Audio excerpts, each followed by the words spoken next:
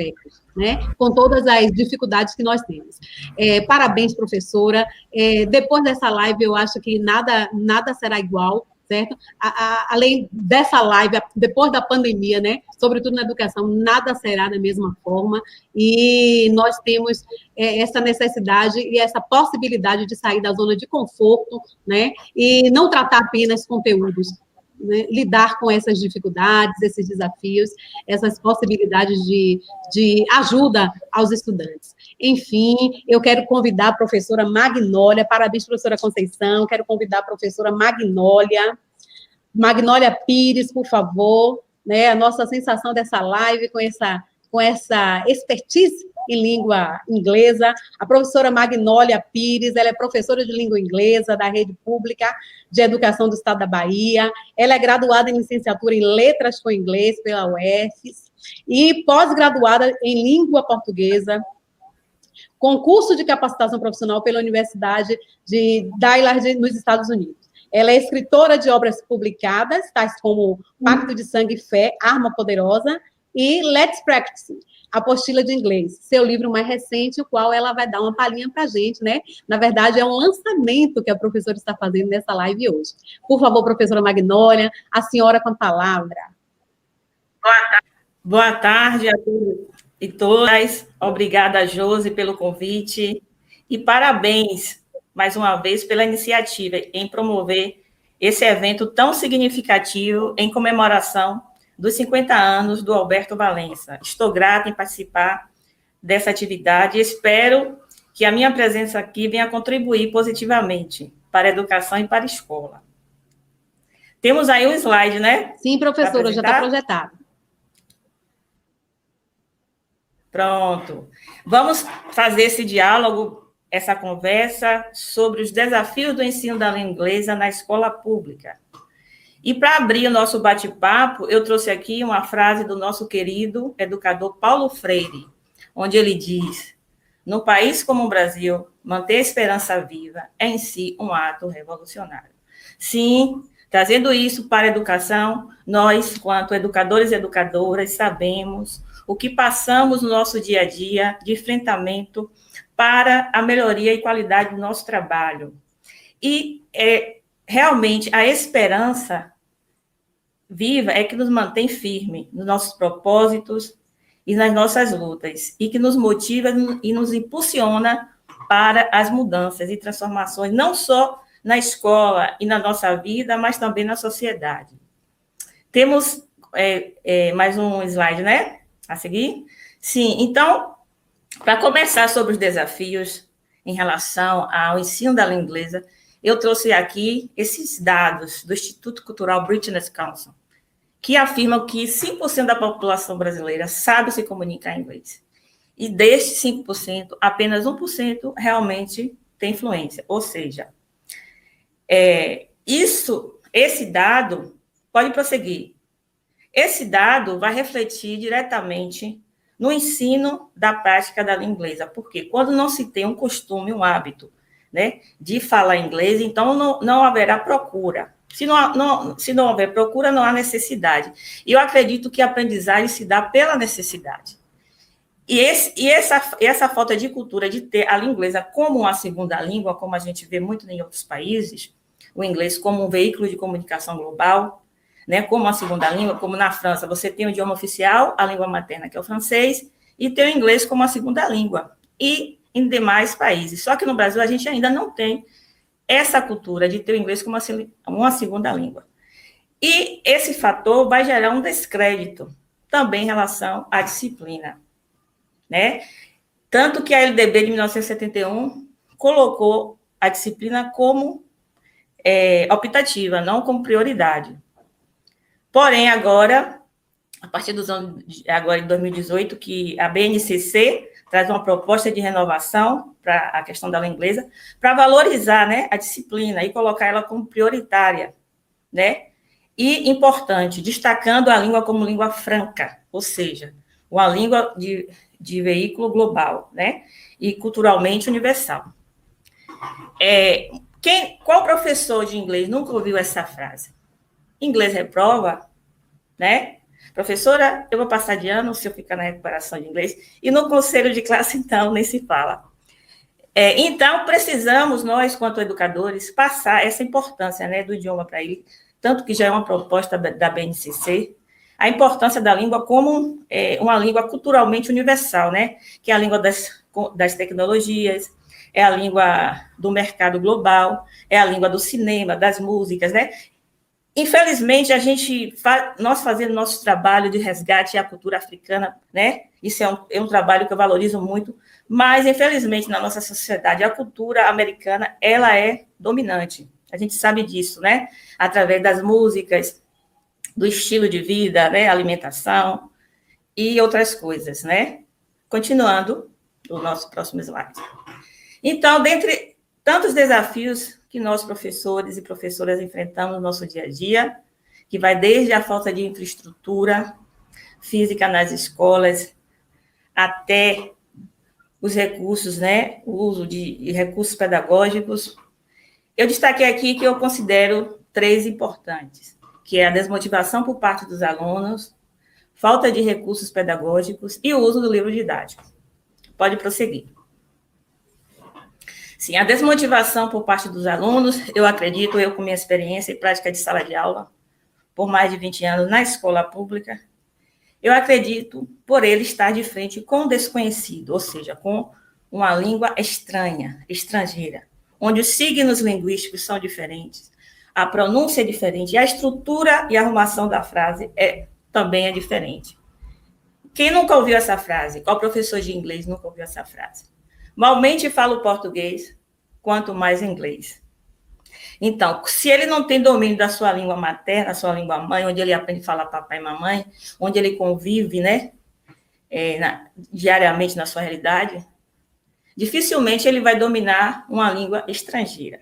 O que é que nós, professores, tentamos fazer, né?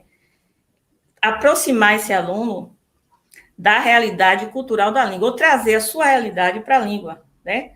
Apresentando realidade de acordo, né, a sua cultura, né, a sua forma de pensar, seus hábitos, tentar fazer essa aproximação. É possível? É. Que eu vou dar sequência do que a gente pode fazer a seguir. Temos o próximo, né? Falta de recursos pedagógicos.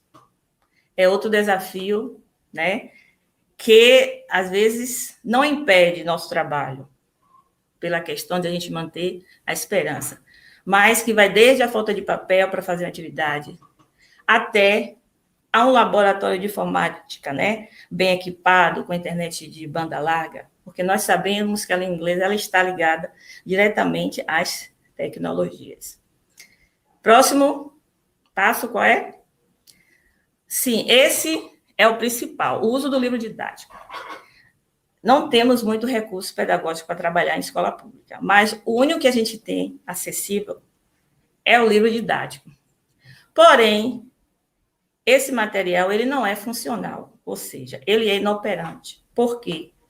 Porque a maioria dos professores reclamam que o nível de aprendizado do aluno, né, não está adequado ao nível do livro, ou seja, o livro do livro é sempre mais avançado do que o nível do aluno.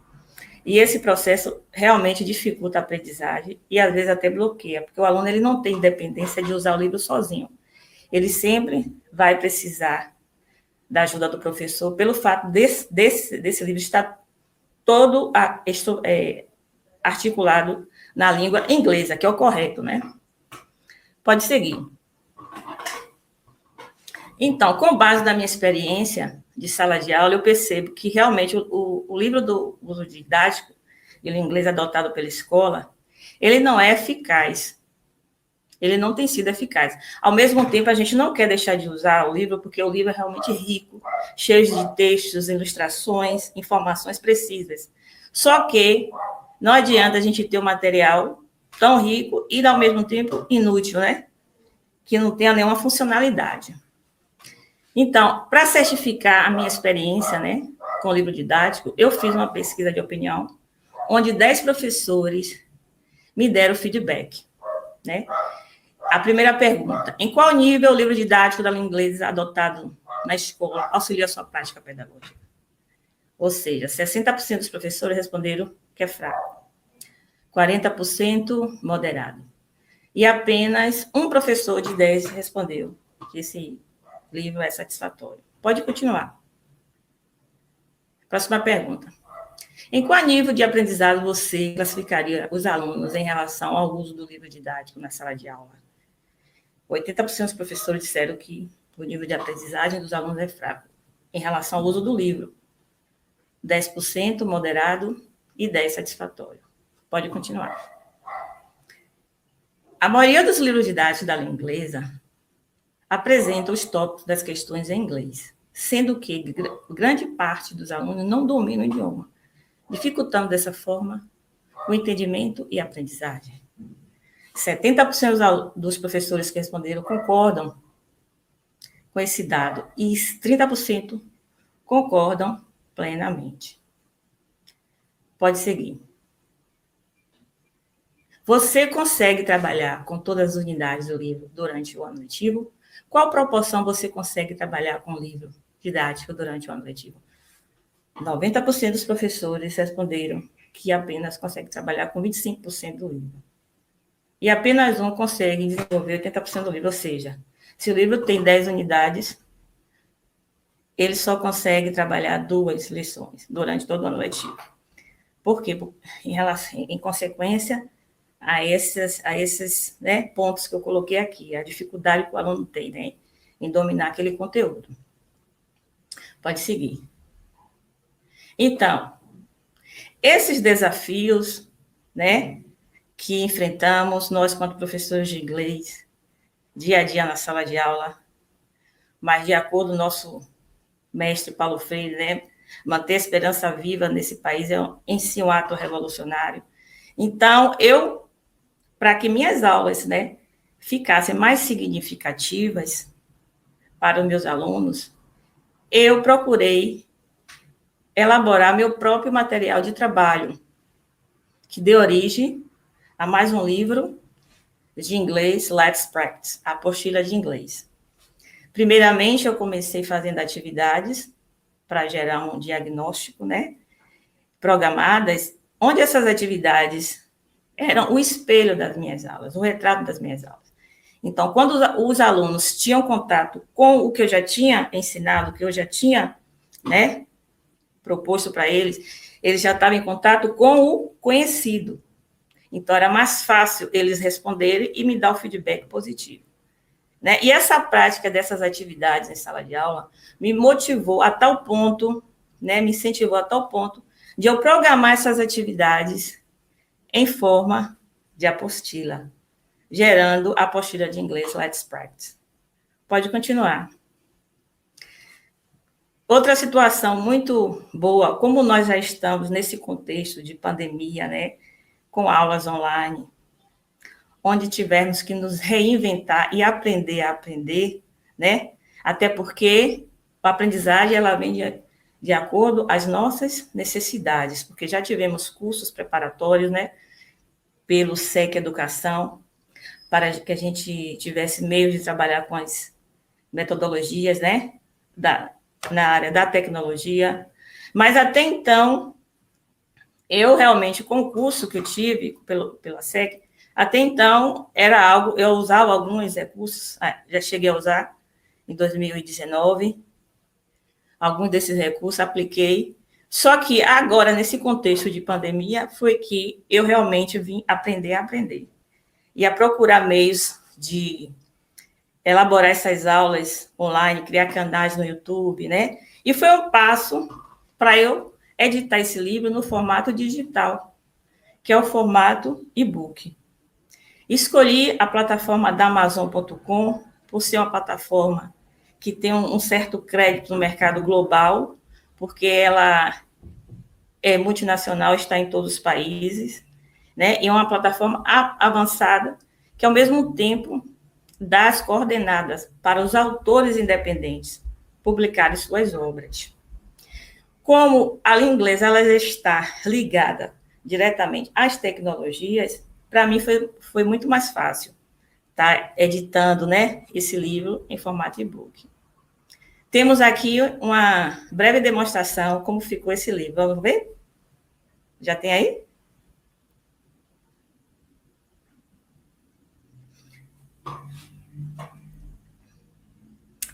É isso aqui. Temos aqui a capa, né? Temos a capa, pode prosseguir. Aqui a apresentação, Let's Practice Apostila de Inglês, com, né, direitos autorais. Toda essa formatação, o aplicativo, a plataforma da Amazon.com, que é o Kindle, né, o Kindle Publishing, que é a publicação independente para autores, ela te dá toda a direção, como diagramar, formatar seu livro. Pode seguir. Aqui é uma, né, introdução com a frase do nosso querido Levi Vygotsky. Pode continuar. Aqui contém, são os conteúdos dessa apostila. Pode continuar. Aqui começa a introdução da nossa apostila, né, para despertar o interesse dos alunos, para que ele venha ter, né, mais assim, afinidade, familiaridade com o idioma. Do you know this word? Você conhece essas palavras, que são palavras do estrangeirismo, palavras que usamos no dia a dia, como data show, Facebook, shopping center, né? Eu faço uma pequena abertura desse trabalho com essas palavras. Lesson 1, o que é que temos na Lesson 1? Temos um texto de simples entendimento, com a realidade voltada, né, para o contexto dos alunos, onde nosso público nós trabalhamos. Temos vocabulário articulado com esse texto, em inglês e português.